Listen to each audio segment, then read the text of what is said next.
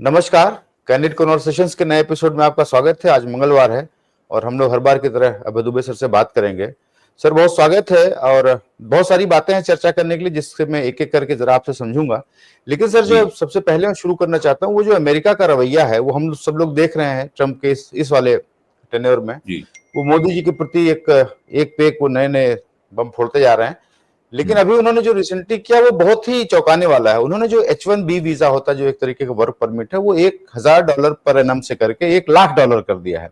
हम्म। इसका कोई लॉजिक नहीं है, कोई तुक नहीं है, कोई कैलकुलेशन नहीं है वो कैसे किया उन्होंने, क्यों किया है। हम्म। ऐसा लगता है कि वो शायद जो तुरंत जो ट्रेड डील होनी है उस पर दबाव बनाने की कोशिश है, या उनके मन में कोई मोदी जी को लेकर के गुस्सा है उसके है, या एक कोई उनके पास एक लॉन्ग टर्म प्लान है जिसको कि वो, जैसे हम लोग यहाँ एक घुसपैठे नैरेटिव चला रहे हैं, वैसे वो लोग भी वहां पे घुसपैठे नैरेटिव चला रहे हैं कि जो लोग बाहर से आए हैं वो हमारे लोगों की नौकरियां खा रहे हैं, हम उनको निकालेंगे, नहीं आने देंगे और यहाँ पे ज्यादा नौकरी के अवसर मिलेंगे। शायद इस टाइप का वो एक पिच करना चाह रहे हैं। लेकिन सर, यहाँ पे क्या हो रहा है कि जो मोदी जी का इकोसिस्टम है वो लोगों को ये समझाता है कि ये कोई डीप स्टेट नाम की चीज है जो कि मोदी जी की सरकार को डिस्टेबलाइज करना चाहता है। और वो कहे न कहे वो कहते हैं कि मतलब जो अमेरिका और CIA है कुछ उसका हाथ है, कुछ और भी है, या लेफ्ट की कुछ फोर्सेस है जो मोदी जी को डिस्टेबलाइज करने के लिए ये सब करते हैं। मुझे सर समझ में ये नहीं आता कि हमें नहीं पता कि कौन डीप स्टेट है, किसका नाम लेते हैं। ट्रंप से दोस्ती आपने की, अब की बार ट्रंप सरकार का नारा आपने लगाया, दोस्ती आपने की, मेडिसन स्क्वायर में जाकर कार्यक्रम आप करते हैं प्रवासी भारतीयों के साथ, रिश्ते वो कहते हैं बहुत अच्छे हैं। अब वो आप ही के ऊपर जो डंडे चला रहा है तो आप उसका डालिए डीप स्टेट के ऊपर। ये डीप स्टेट कौन है? डीप स्टेट दूसरे सच में कोई है, या डीप स्टेट आपके रिश्ते बन गए जो आपने कुछ एक अंदर की डील कर रखी थी कि हमने बहुत सही दोस्ती कर ली है, वो डीप स्टेट है? किस पे हम लोग ये ठीकरा फोड़ेंगे, ये जो ट्रंप का रवैया है?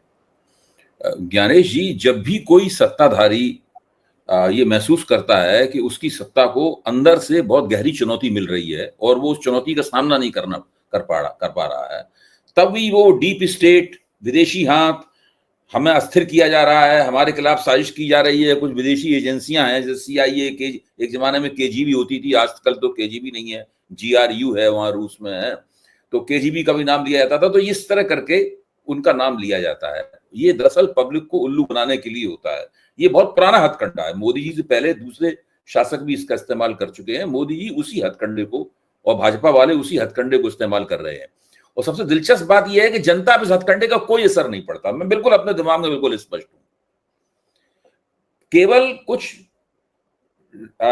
खबरों के साथ में ताल्लुक रखने वाले जो एक बहुत ही छोटी सी एक अल्पसंख्यक, जो छोटा सा एक अल्पसंख्यक समुदाय है, मुट्ठी भर लोग जो हैं, जो इन चीजों में दिन रात चर्चा करते रहते हैं, आपस में या दोस्तों से चर्चा करते रहते हैं। आजकल सोशल मीडिया के कारण, व्हाट्सएप के कारण थोड़ी उनकी संख्या बढ़ गई है, लेकिन फिर भी वो बहुत कम है। उनको छोड़कर बाकी किसी के ऊपर इसका कोई असर नहीं पड़ता। भारत का मतदाता कभी भी इन बातों को लेकर वोट नहीं देता। वोट हमेशा वो दूसरी बातों को लेकर देता है। राष्ट्रवाद, देश की एकता, अखंडता, आत्मसम्मान, ये सब बातें महत्वपूर्ण हैं उसके लिए हैं, लेकिन बाकी दूसरे आर्थिक प्रश्न हैं और कई बातों को लेकर वोट देता है। उन पर हम लोग आगे चर्चा, लेकिन इन बातों को लेकर कोई वोट नहीं देता। सब लोग जानते हैं कि ये सरकार की हथकंडेबाजी है। अब सवाल ये है कि मोदी जी जिसको डीप, आखिरकार मोदी जी की सत्ता को चुनौती है कहां से? मोदी जी की सत्ता को CIA चुनौती नहीं दे रहा है, ट्रंप साहब चुनौती नहीं दे रहे हैं। वो तो रोज मोदी जी को बधाई दे रहे हैं, मोदी जी भी उनकी बधाइयों पर गदगद हो जाते हैं। ट्रंप साहब तो चुनौती नहीं दे रहे। ट्रंप ने जो H1 वीसा पे फीस बढ़ाई उस पर हम भी चर्चा करेंगे, लेकिन ये जो मोदी सरकार का जो एक डिफेंस मैकेनिज्म है उसके ऊपर चर्चा करना जरूरी है, इसलिए मैं पहले ये बात कह रहा हूं। देखिए, मेरा मानना है कि सबसे बड़ी डीप स्टेट मोदी जी के लिए राष्ट्रीय स्वयंसेवक संघ है। राष्ट्रीय स्वयंसेवक संघ ने ही मोदी जी की सत्ता को कमजोर किया है। आज मोदी जी 2024 से पहले जिस मजबूती के साथ, जिस अदा के साथ में, जिस आत्मविश्वास के साथ में सत्ता की बागडोर अपने हाथ में संभाले रहते थे, आज वो सत्ता की बागडोर नहीं संभाले हुए। उसका पहला प्रमाण यह है, हम लोग रोज चर्चा करते हैं, 2024 से पहले मोदी 10 मिनट में भाजपा का अध्यक्ष चुन तय कर सकते थे, कोई उस पर चू भी नहीं करता। आज तो अध्यक्ष तय ही नहीं कर पा रहे हैं।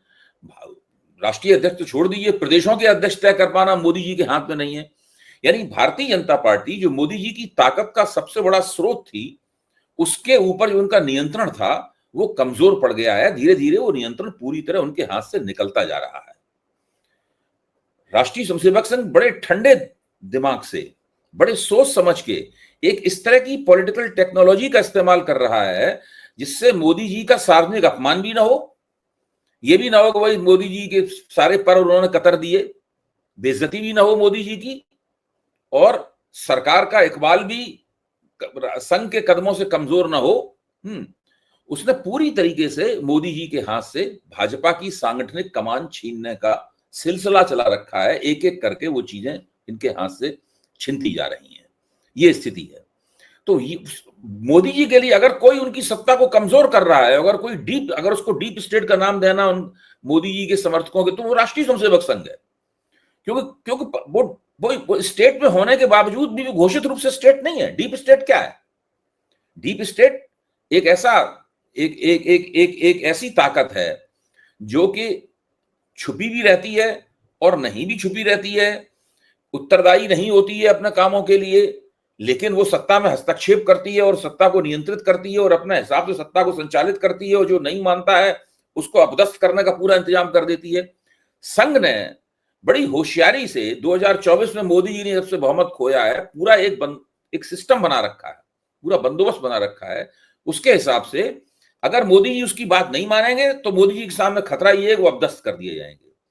अगर वो उसकी सारी बातें तुरंत बेहिचक मान लेते हैं तो उनके सामने खतरा ये है कि वो प्रधानमंत्री के नाम पर ढक्कन रह जाएंगे पूरी तरीके से, कोई उनके पास अधिकार नहीं रहेगा। तो इसलिए मोदी जी दरअसल वहां पे दिक्कत के शिकार हैं।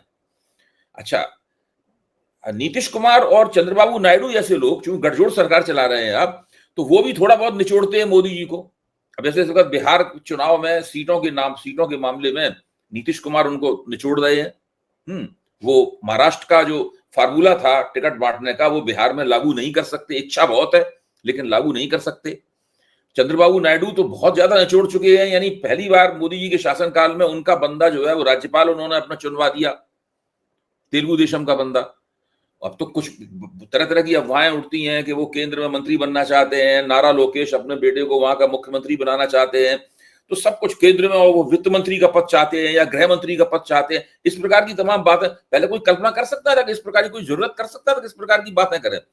तो मोदी जी का जो वास्तविक असली सही यथार्थपरक डीप स्टेट है वो ये है, राष्ट्रीय स्वयंसेवक संघ और ये दो पार्टियां जो कि मोदी जी को लगातार थोड़ा ही सही, बहुत ज्यादा तो नहीं, थोड़ा ही नहीं, थोड़ा बहुत मोदी जी को निचोड़ रहे हैं। इसीलिए दूसरी बात यह है कि विपक्ष तो कभी डीप स्टेट होता नहीं, विपक्ष तो अपना काम खुल के करता है। तो विपक्ष ने वोट चोरो गद्दी छोड़कर नारा दे रखा है, सारे देश में वो आंदोलन करने बिहार में कर चुका है, यूपी में जाने वाला है, और पूरी योजना ये है कि वो सारे देश में इस बात को उठाएगा। दिन रात यही सब बात बोलता रहता है, सारे विपक्षी इस मामले में एकजुट हैं।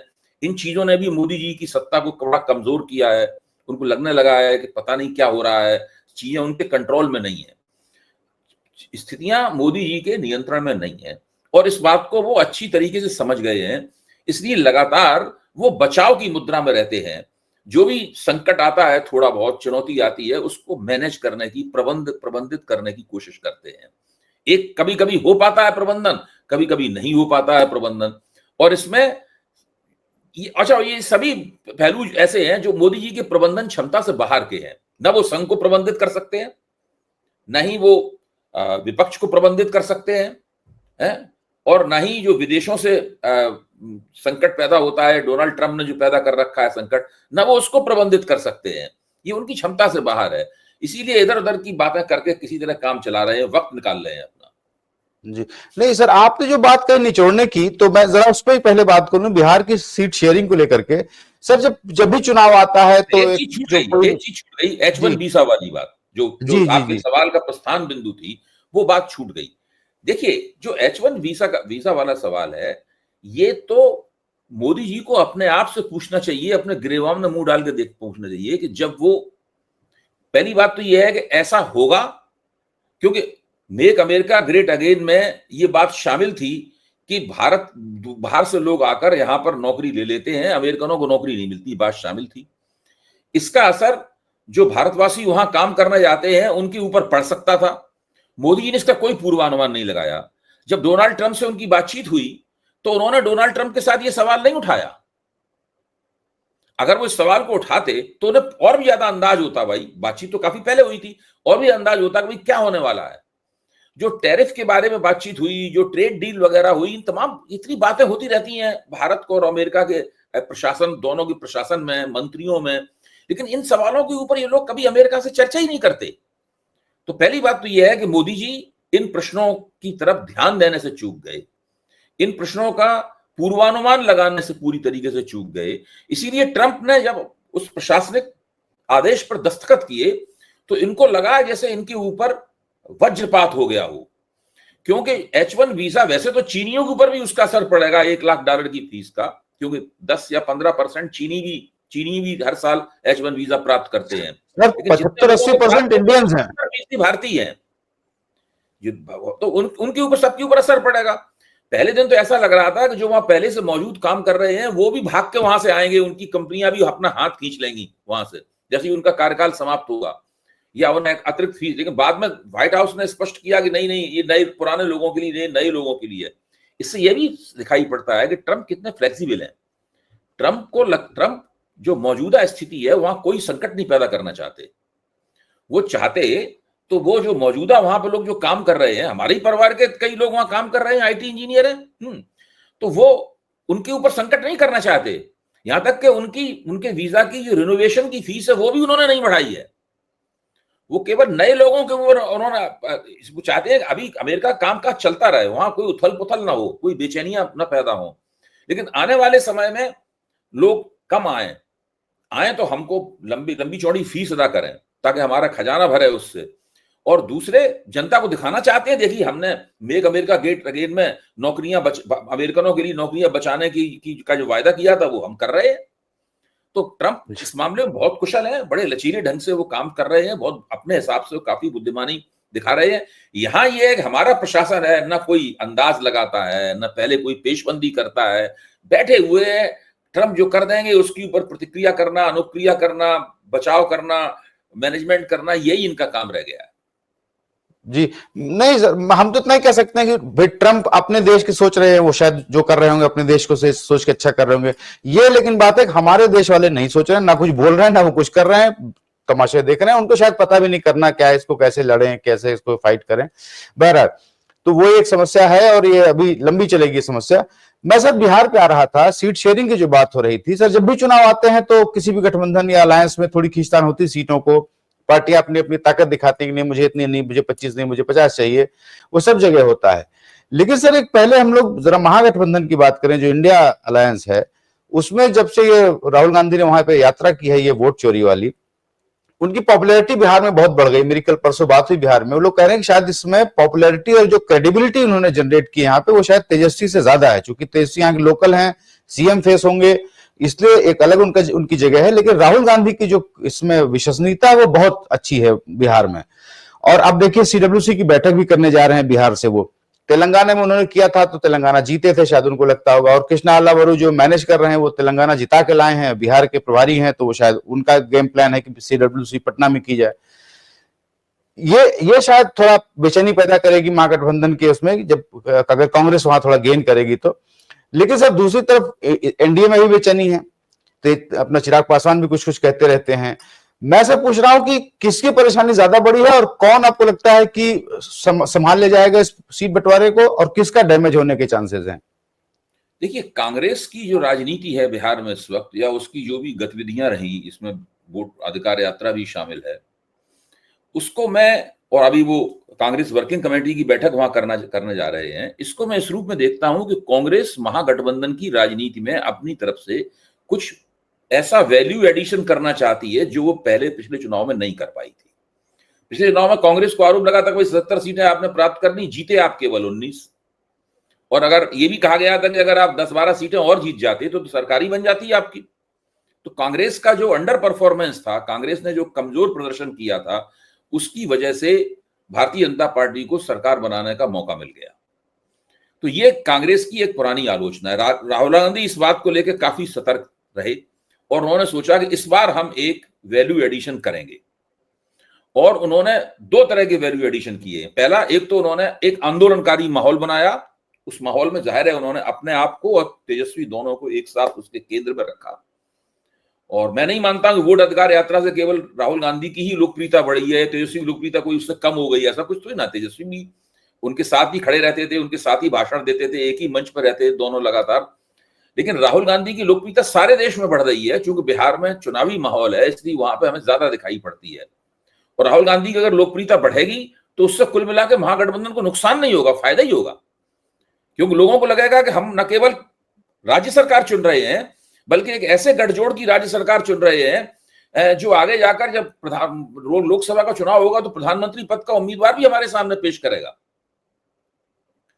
तो ये एक ऐसी स्थिति, मैं मानता हूं कि वो एक अपनी तरफ से एक वैल्यू एडिशन करना चाहते हैं। दूसरा वैल्यू एडिशन वो कर रहे हैं कि वो नीतीश कुमार के दायरे से जो ईबीसी है, अति पिछड़ी जातियों का वोट है, उस वोट को अपनी ओर खींचना चाहते हैं और उसके लिए एक नियोजित प्रयास कर रहे हैं, जो उन्होंने जो वोटर अधिकार यात्रा है उसके दौरान करके उन्होंने दिखाया है, जो उन्होंने एक संविधान बचाओ सम्मेलन किया था उससे बिल्कुल स्पष्ट हो गया था। तो मुझे लगता है कि इसमें कोई ज्यादा बेचैनी की उनके लिए बात नहीं है। ज्यादा ज्यादा इतनी है कि वो जितनी सीटें मांग रहे हैं, तेजस्वी यादव 52 सीटें देना चाहते हैं, वो थोड़ी ज्यादा सीटें मांग रहे हैं। थोड़ी बहुत चर्चा के बाद में वो 60 तक आके दोनों के बीच में फैसला हो सकता है। इसके अलावा वहां कोई ऐसी समस्या महागठबंधन में मुझे नहीं दिखाई पड़ रही। जहां तक प्रश्न है इनका एनडीए का, वहां पर मुझे लग रहा है कि एनडीए दरअसल सीटों के बंटवारे और भविष्य की रणनीति को लेकर दो हिस्सों में बंट गया है। और वो दो हिस्से ये हैं कि एक तरफ भारतीय जनता पार्टी और उनकी छत्रछाया में खड़े हुए चिराग पासवान हैं, दूसरी तरफ नीतीश कुमार हैं, उपेंद्र कुशवाहा हैं, जीतन राम मांझी हैं, और जो एनडीए की दूसरी शक्तियां हैं वो हैं। ये लोग बड़ी चौकन्नी हैं कि कहीं भारतीय जनता पार्टी कहीं मुख्यमंत्री पद जो है वो अपनी तरफ पूरी तरीके से खींच न ले। तो ये एक समस्या है। मुझे लगता है कि यहां पर एनडीए के अंदर एक जबरदस्त किस्म का शीत युद्ध छिड़ा हुआ है, और उस शीत युद्ध में नीतीश चुपचाप तो रहते हैं, लेकिन नीतीश के पार्टी के बाहर खड़े हुए उपेंद्र कुशवाहा बोल रहे हैं और लोग बोल रहे हैं। आप देखिए, जीतन राम मांझी बोल रहे हैं, वो भी कह रहे हैं हमें भी सीटें चाहिए, वरना हम इतने इतने वोट हमारे हर जिले में हैं, हम अलग से लड़ लेंगे। तो सब तरह के दबाव पैदा हो रहे हैं और काफी मुश्किल है नेशनल डेमोक्रेटिक अलायंस को कि वो शांतिपूर्वक ठीक तरीके से एक समझौता कर ले। क्योंकि नीतीश कुमार की पार्टी के ऊपर केंद्र सरकार भी निर्भर है, इसलिए इनके ऑप्शंस भी बहुत कम हो जाते हैं। इनके विकल्प जो है ना एनडीए के बहुत कम हो जाते हैं। नीतीश कुमार को बराबर का हिस्सा उनको देना पड़ेगा, और नीतीश कुमार को बराबर का हिस्सा दे रहे हैं। साथ में दूसरी एक चाल भी खेल रहे हैं कि जो नारा उन्होंने नया ईजाद किया है उसमें इस बार पहली बार नीतीश कुमार का नाम नहीं है। तो इससे लगातार जनता दल यूनाइटेड और नीतीश कुमार के साथ के लोग जो है उनका माथा ठनका है कि इस बार भाजपा अपना बंदा बैठाएगी मुख्यमंत्री की कुर्सी पर। तो ये एक जिसे पॉइंट ऑफ कंटेंशन कहते हैं, मतलब झगड़े का जो बिंदु है वो ये है एनडीए में, और इसका निपटारा संभव नहीं है। वो खुल के तो नहीं कर सकते, लेकिन घुमा फिरा के कोशिश उनकी पूरी यही है कि बिहार के ऊपर भी महाराष्ट्र का मॉडल लागू करें। जी सर, एक बात मुझे और समझनी है। कल से जीएसटी के नए रेट्स लागू हो गए हैं और मोदी जी ने उसको कुछ जीएसटी बचत उत्सव का नाम दिया है और भाजपा उसको सेलिब्रेट कर रही है। हालांकि वो अभी जरा ग्राउंड पे समझ में आएगा कि किसके रेट्स एक्चुअली कम हुए, क्योंकि उसमें भी सर सब में कंडीशंस अप्लाई है। जैसे मैं बता दूं, कल मैं एक जूते लेने गया था तो मैंने उससे कहा कि भाई किस अब तो जीएसटी के रेट्स कम हो गए, जूते सस्ते हो गए हैं। उसने कहा नहीं है, जो 2500 से कम के नीचे के मतलब 2500 से अंदर के जो जूते उस पर जीएसटी कम हुआ, जो 2600 रुपए और 2800 रुपए जो जूता है उस पर भी कम नहीं हुआ है। तो उसमें बहुत सारी बट है कि बहुत सारी कंडीशंस हैं। लेकिन मतलब 8 साल से तो अभी इसके फायदे गिनाए जा रहे थे, जीएसटी ज्यादा पे करने से कितना फायदा और महंगाई के फायदे हैं। अब कम हो गया है, बेशक कुछ चीजों की कीमतें शायद कम हो जाएं, अब उसके फायदे गिनाए जा रहे हैं। सर मुझे याद है जब ये जीएसटी लागू हो रहा था और उसमें अरुण जेटली जी जिंदा थे, भगवान उनकी आत्मा को शांति दे, उन्होंने कहा था कि 3 साल तक इस जीएसटी के रेट्स की वजह से थोड़ी महंगाई बढ़ेगी, लेकिन उसके बाद सब राम राज्य होगा और सब कुछ सस्ता हो जाएगा, सब बढ़िया हो जाएगा। सर 8 साल बीत गए हैं, एमएसएमईज की कमर टूट गई है इस जीएसटी में। इसको कोई माने चाहे ना माने, बहुत नुकसान हुआ है छोटे उद्योगों को, बहुत सारी उलझने हैं उसमें। ये सर आपको लगता है कि सच में ये जीएसटी उत्सव सच में लोग ढोल नगाड़े बजाएंगे, या आपको लगता है कि टू लिटिल टू लेट, बहुत देर हो चुकी है और नुकसान बहुत हो चुका है, उसकी भरपाई शायद मुश्किल होगी? भाई इसकी व्याख्या मैं अपने मेरे जो प्रिय अर्थशास्त्री हैं प्रोफेसर अरुण कुमार, उन्होंने जो व्याख्या की है मैं उसके आधार पर पब्लिक इंडिया पर बोलूंगा, क्योंकि मैं अर्थशास्त्री नहीं हूं। अरुण कुमार जी का कहना यह है कि जीएसटी की वजह से जो असंगठित क्षेत्र है उसकी दुर्गति हो गई है। और बहुत संक्षेप में मैं कह रहा हूं, और दुर्गति क्यों हुई है भाई? 50 लाख तक का तो जो उत्पादन करते हैं वहां पे तो जीएसटी लगता ही नहीं है, जीएसटी लागू ही नहीं होता है, तो वो लोग तो जीएसटी के दायरे में आते ही नहीं है। उसके बाद जो 1.5 करोड़ तक का करते हैं उनके ऊपर वो कंपोजिशन स्कीम है उसके अंदर आते हैं। लेकिन अगर उनसे कोई सामान खरीदता है तो उस पर उसको रिवर्स टैक्स देना पड़ता है। जो रिवर्स टैक्स देना पड़ता है उसके ऊपर उन लोगों को कोई इनपुट क्रेडिट नहीं मिलता। इनपुट क्रेडिट ना मिलने की वजह से उनके दाम, उनके सामान की जो लागत है वो वही रह जाती है जो कि वास्तव में होती है। संगठित क्षेत्र में इनपुट क्रेडिट मिल जाने से लागत कम हो जाती है। जब लागत कम होती है उनकी, तो उनका वो इस स्थिति में होते हैं कि अपने माल को अपेक्षाकृत बाजार में सस्ता बेच पाएं। और जो असंगठित क्षेत्र है वो अपने माल को सस्ता बेच पाने में समर्थ नहीं होता। पिछले 7-8 साल में हुआ यह है कि इसी समस्या के कारण जो मांग है वो असंगठित क्षेत्र से संगठित क्षेत्र में शिफ्ट होती चली गई है। चाहे वो प्रेशर कुकर हो, चाहे वो लेदर गुड हो, चाहे वो चमड़े की चीजें हों, चाहे वो लगेज हो, जैसे वीआईपी का बैग वगैरह होता है, ये सब चीजें हों। जो असंगठित क्षेत्र में बहुत सारा माल बनता था वहां से मांग संगठित क्षेत्र में चली गई है, क्योंकि वो उसको बनाकर सस्ता बेच पा रहे हैं बाजार में। इससे असंगठित क्षेत्र जो उत्पादन करना चाहता है, करता था, उसके ऊपर बहुत मार पड़ी है। अच्छा, 94% रोजगार असंगठित क्षेत्र में पैदा होते हैं और वो यूनियनों में संगठित भी नहीं है, वो मांग भी नहीं कोई कर सकते। दोनों में बुनियादी फर्क यही है, इधर के लोग यूनियनों में संगठित हैं, उधर के लोग यूनियनों में संगठित नहीं। ये मुख्य रूप से बुनियादी फर्क है।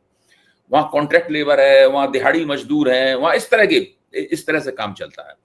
तो वहां पे क्या हुआ है कि उत्पादन कम होने लगा है, फैक्ट्रियां बंद होनी शुरू हो गई हैं, ले ऑफ होने शुरू हो गए हैं, काम के घंटों में कटौती होने लगी है। कम से कम उससे जो जो जो वहां पर रोजगार शुदा लोग थे उनके लिए बहुत तकलीफें हुई हैं, उनकी आमदनी घटी है। तो जो हमारा मार्केट है उस मार्केट में घुस पाने में भी असमर्थ हैं। नरेंद्र मोदी जो बचत उत्सव मना रहे हैं, उस बचत उत्सव का लाभ उठाने के लिए जो 94% लोग जो असंगठित क्षेत्र में रोजगार शुदा हैं, वो उस मार्केट में कदम रख पाने में भी असमर्थ हैं। उनकी हिम्मत ही नहीं है उस मार्केट में घुसे, वो कुछ खरीद ही नहीं पाएंगे वहां पे जाके, इसलिए उस मार्केट से बाहर रहते हैं। तो कुल मिला के जो बाजार है जो नरेंद्र मोदी के नेतृत्व में बना है देश में, उसमें ऊपर की आबादी के 10% लोग ही इस बाजार में सक्रिय हैं। नरेंद्र मोदी एक ऐसे प्रधानमंत्री के रूप में उभरे हैं जिन्हें उन 10% लोगों की क्रय शक्ति की बहुत चिंता है। उस क्रय शक्ति को वो तरह तरह से बढ़ा रहे हैं। जैसे इनकम टैक्स में उन्होंने जबरदस्त रिबेट दिया, उसका तर्क यही था कि इनकी क्रय शक्ति बढ़ेगी। फिर जीएसटी का उन्होंने रेट कट किया। अब इस रेट कट से क्या होगा कि जीएसटी चूंकि संगठित क्षेत्र में लागू होता है तो वहां पर माल की लागत और कम हो जाएगी। इससे जो असंगठित क्षेत्र है उसकी और ज्यादा दुर्गति होगी।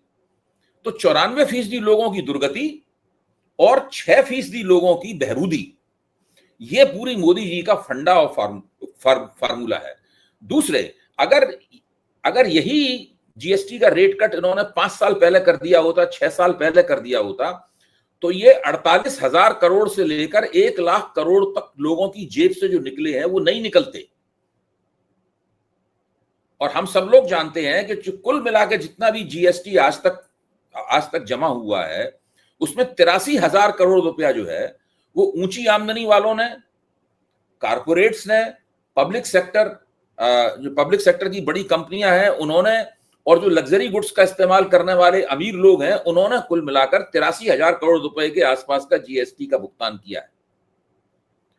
जो निम्न मध्य वर्ग है, जो कमजोर तबका है, आम लोग हैं, मतलब रोजमर्रा की जिंदगी में सामान खरीदते हैं, आटा दाल चावल, उसके लिए जो जीएसटी अदा करते हैं, उन लोगों ने 1 लाख करोड़ रुपए से ज्यादा का जीएसटी दिया है। जीएसटी एक रिग्रेसिव टैक्स है। 2 तरह के टैक्स होते हैं, रिग्रेसिव एंड प्रोग्रेसिव। प्रोग्रेसिव वो जो आमदनी के हिसाब से लगता हो, रिग्रेसिव वो जिसमें आमदनी की फिक्र ना की जाती हो, सबके ऊपर बराबर लगता हो। कम आमदनी वाला भी वही टैक्स देगा, जो ज्यादा आमदनी वाला भी टैक्स देगा। तो सरकार मानती है कि ये एक प्रतिगामी, एक सरकार भी कहती है रिग्रेसिव टैक्स टेस्ट है। ये जो पूरा फंडा था ना कि एक देश एक टैक्स, सुनने में कितना विचार, कितना उत्तेजित को मोहक लगता था, हम सब लोग उसके झांसे में आ गए, हमने भी इसकी जांच नहीं की। दरअसल ये गरीब आदमियों की जेब से ज्यादा पैसा खींचने और अमीर आदमियों की जेब से अपेक्षाकृत कम पैसा निकालने की फाइनेंशियल टेक्नोलॉजी है, जिसका सारे देश में इस्तेमाल किया गया। इसीलिए मैं कहता हूं कि ये बचत उत्सव नहीं है, ये बचतोत्सव नहीं है, ये लूटोत्सव है। आपने पहले लूट लिया लोगों को, उसके बाद आप कह रहे हैं कि हम आपको इतनी सी राहत दे रहे हैं उसमें। ये बिल्कुल वैसा ही है जैसा कि, मतलब उससे थोड़ा अलग है कि एक कंपनी नया माल लाती है बाजार में, अब जाड़े आ रहे हैं तो सर्दियों के कपड़े आ गए बाजार में, अभी सर्दियों के कपड़ों की कीमत बहुत ज्यादा होगी, लेकिन हम और आप इंतजार करेंगे, हमारी आपकी आमदनी इतनी है नहीं कि हम इतने महंगे कपड़े खरीद सकें, तो हम सेल का इंतजार करेंगे। जब 30%, 40%, 50% और कभी कभी 60% सेल लगेगी, तब हम जाएंगे और बाजार से कपड़े खरीदेंगे और फिर अगले साल की सीजन में उनको पहनेंगे कपड़ों को, क्योंकि तब तक सर्दियां खत्म हो जाएंगी। तो हम लोग तो इस तरीके से रहते हैं। तो हमारे पास विकल्प है कि हम नया माल खरीदने जाएं, ज्यादा पैसा दें, या हम थोड़ा माल पुराना खरीदें, कम पैसा दें। जब टैक्स लगता है तो लोगों के पास विकल्प नहीं होता है। मोदी ने उसी तरह सेल लगा दी, मोदी दोनों तरफ अनिवार्य है उनका। जब ज्यादा टैक्स ले रहे थे तब भी लोगों को अनिवार्य था, टैक्स देना पड़ रहा था। अब वो कम टैक्स ले रहे हो, कह रहे हैं हमने आपको राहत दी। तो दरअसल ये बहुत जो जीएसटी के नाम पे इस देश में किया गया है, मैं इसे एक तरह का घोटाला कहता हूं, जो कि गरीब आदमियों को लूटने के काम, जिसके जरिए गरीब आदमियों को लूटा गया। जीएसटी एक ऐसा वित्तीय उपकरण है जिससे आप गरीब आदमी की जेब से ज्यादा टैक्स निकालते हैं ताकि अमीर आदमी को कम टैक्स देना पड़े। पूरा एक बहुत सरल तरीके से कहें तो ये स्थिति है।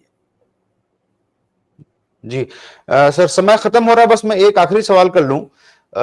एक बड़ी चर्चा सर, इंडिया और पाकिस्तान का जो क्रिकेट मैच है एशिया कप में, क्रिकेट गेम है, उसके बारे में हम लोग कोई कमेंट नहीं करना चाहते हैं, लेकिन जो मैच खेला गया, हार जीत हो ना हो ये अलग बात है, खेला जाए कि ना खेला जाए बड़ा सवाल ये था। मायने रखता है कि पाकिस्तान के साथ इन हालातों में क्रिकेट को खेला जाए कि ना खेला जाए, और ये फाइनली निर्णय ये हुआ कि भारत क्रिकेट खेलेगा। बनिस्बत सारे, मतलब जो भी इनके पक्ष के लोग थे, जो भाजपा समर्थक थे, मोदी के बड़े भक्त लोग, उन सबको भी ये ऐतराज था कि न खेला जाए पाकिस्तान के साथ। लेकिन जो कहा जा रहा है कि चूंकि आईसीसी के चेयरमैन हैं जय शाह जी, जो अमित शाह जी के पुत्र हैं, वो चूंकि वहां पे हैं और बीसीसीआई को वही हैंडल करते हैं रिमोट से, राजीव शर्मा उसके कुछ इंटरिम अध्यक्ष या सेक्रेटरी हैं, लेकिन ये निर्णय हुआ। और आप देखिए तो ग्राउंड पे जिस तरह के वीडियो आ रहे हैं, उल्टे सीधे वो लोग इशारे कर रहे हैं, कोई राइफल बैट को राइफल बना के चला रहा है। कोई कहे ना कहे, ये थोड़ी निराशा हुई है भाजपा समर्थकों में भी। मुझे लगता है कि शायद ये नहीं खेलना चाहिए था और मोदी जी को इससे नुकसान होगा। आप सर क्या मानते हैं?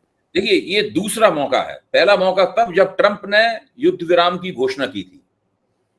भाजपा समर्थक आज तक नहीं समझ पाए हैं कि ट्रंप ने युद्ध विराम की घोषणा क्यों की और मोदी जी ने उसका खुल के खंडन क्यों नहीं किया। आज तक उनके दिमाग में सवाल है और भविष्य में भी सवाल रहेगा, और ये सवाल कभी मोदी जी को जो वोट देने की प्राथमिकता उनके, उसको प्रभावित कर सकता है।